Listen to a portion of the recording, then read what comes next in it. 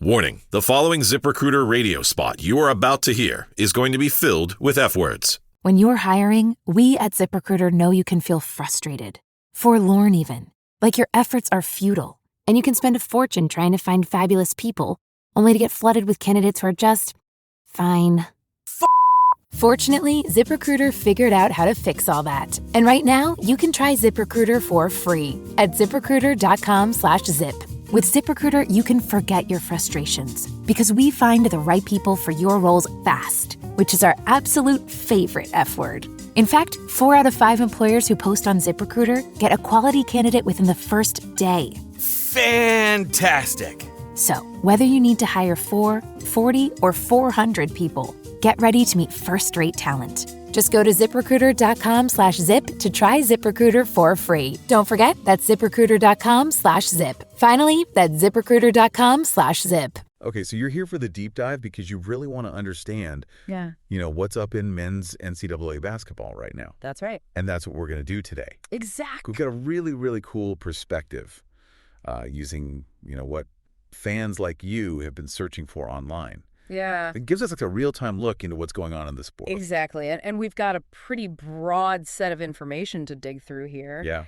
And, it's clear right away what's got everyone's attention. Yeah. We're seeing tons of interest in a potential Florida-Houston matchup. Oh, wow. A lot of questions about who won March Madness recently, 2025, and even going back to 2024. Okay. And, of course, everyone wants to know about the NCAA championship game. Sure. When it is, where it is, how to watch it, all of that. Oh, of course.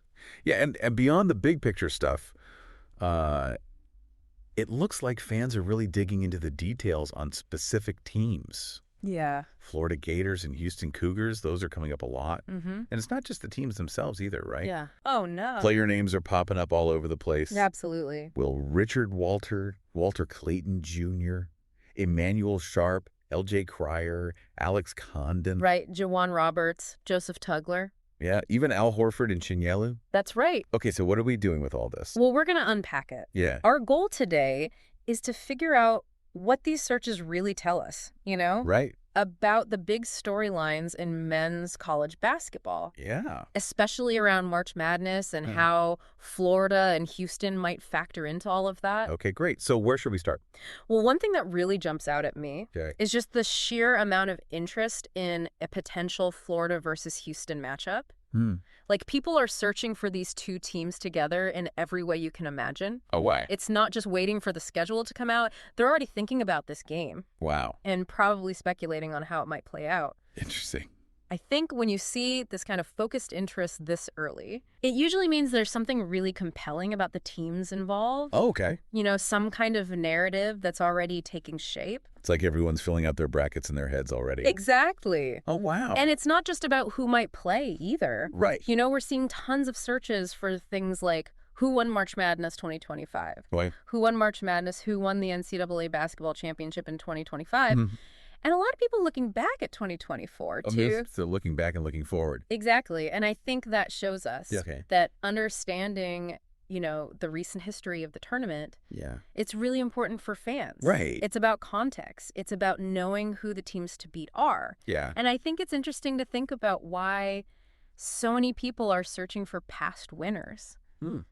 It really speaks to the lasting appeal of March Madness. Okay. It's not just a one-time thing. Yeah. There's a connection between past champions and the teams competing now and knowing who won before. Right. It adds weight to the current storylines, Right. Yeah. It helps fans understand the significance of what's happening. So it's like building on a legacy. Exactly. It gives you a benchmark for evaluating teams and thinking about their legacies. And then, of course, there's the practical side of things, which is huge from what we see in the search data. I mean, the number of searches related to the NCAA championship game itself. Right. Like, NCAA championship game, when is it? Where is it? Where is it? How to watch it? What channel is it on? Yep. It's a clear sign that fans want to know exactly how to tune in. Absolutely. They don't want to miss, the biggest event in college basketball. I think the really interesting thing about these how to watch searches is how detailed they are. Okay. People are looking for specific channels, streaming options. It really shows how important it is for fans to have all the information right away. Right. reflects how we watch things now. Yeah. There are so many different ways to access content. Mm-hmm. And people want to find the most convenient one for them. Yeah, for sure. Now, shifting gears a bit. Okay. When we look at the searches for specific teams, Yeah. like Florida basketball, Houston basketball, Right. or even just their nicknames, it tells us there's a really dedicated fan base out there. Okay. These aren't just casual mentions. Right. People are actively trying to find information about these programs. They want to stay updated. Exactly. They want to know how they're doing, what their potential is. I see.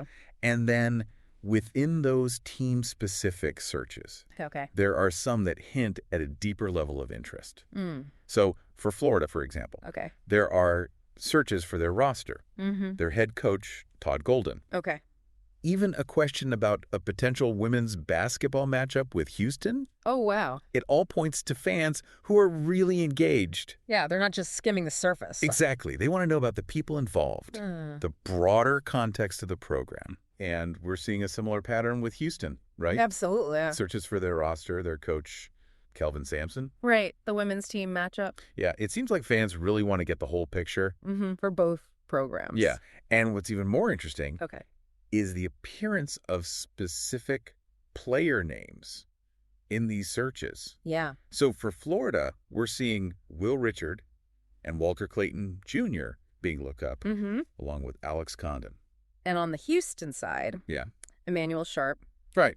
LJ Cryer, with some people specifically looking for his stats. Oh, wow. Juwan Roberts, Joseph Tugler, all generating interest. So they're really following the individual players. It's a big part of the college basketball experience. Yeah, I agree. And this is where things get really interesting. Okay. We're also seeing searches about the history of these programs. Oh, well. Things like, has Houston won a national championship in basketball? And similar questions about Florida's championship history. Interesting. It shows that fans are thinking about the historical context Yeah. and the pedigree of these teams. So not just the current season.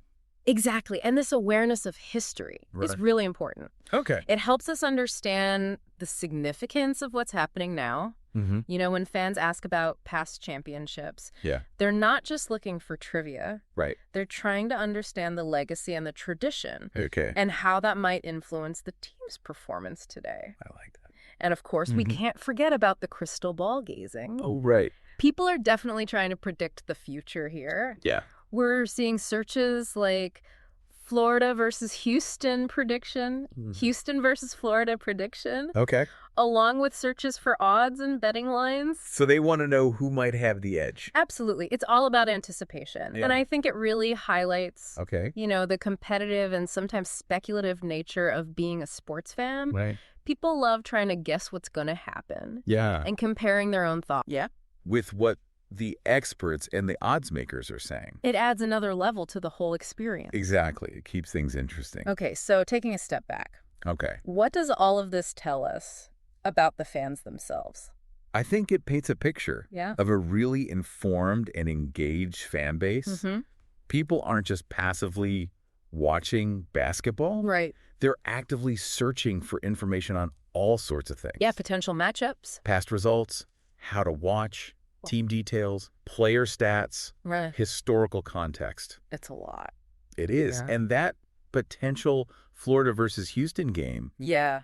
that's clearly a major point of interest. Yeah. And the overall fascination with March Madness, Yeah. looking back and looking ahead, Mm. that's undeniable. Yeah. So we've got a fan base that's both really broad with all the general searches about the tournament, Mhm.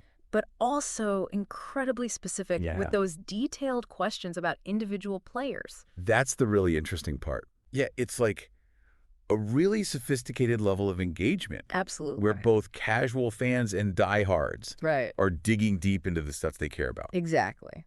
Okay, so let's recap. Okay. What are the key takeaways here? Well, first, Yeah. there's a ton of excitement around that possible Florida-Houston game, Mm-hmm. which suggests there's something special about those teams. Right. or the potential matchup itself. Right. People really want to know who won the recent March Madness tournaments, Mm-hmm. which shows just how important it is to follow that championship narrative. Right. Having easy access to viewing information. Yeah. Especially for the NCAA championship game. Right. That's a major concern for fans. Okay, so those are like the big three. Exactly. But then it gets really interesting Yeah. when you see how those connect to the more specific stuff. Mm-hmm. Like the general interest in March Madness Right. goes hand in hand with those searches about Florida and Houston and even individual players. Like Will Richard, Yeah. Walter Clayton Jr. Emmanuel Sharp, Yeah. LJ Cryer. Alex Condon, all of them. It's a really multifaceted way of engaging with the sport. Right. And when you consider just how many searches there are and how much variety we're seeing, it makes you wonder. It does. Like, what does this tell us about how fans today are experiencing college basketball and interacting with big events like March Madness? You know, is it all about that instant need for information? Yeah. And the desire to not just follow, but to actually predict the stories of these teams and players. Yeah, like we're not just watching anymore. Exactly. We're trying to figure out what's going to happen next. It's a whole new level of engagement. It definitely gives you something to think about. That's for sure. Thanks for joining us for the deep dive. Thanks for having me. Today is your lucky day. Today is the day that our $3 website works for you, paying you directly to your PayPal daily. Imagine $3 ongoing continuous payments to your PayPal account. Imagine falling asleep and waking up to $300 in your PayPal account. How would this make you feel? How could this help you? What bills could you pay? What kind of fun could you have? What does that retirement look like now? All for a one-time payment of $3. This website is DFY done for you, fully built and completely hosted, and never stops collecting payments for you. You have spent $3 on coffee on a regular, but that coffee won't help you create multiple streams of income. Click the link below.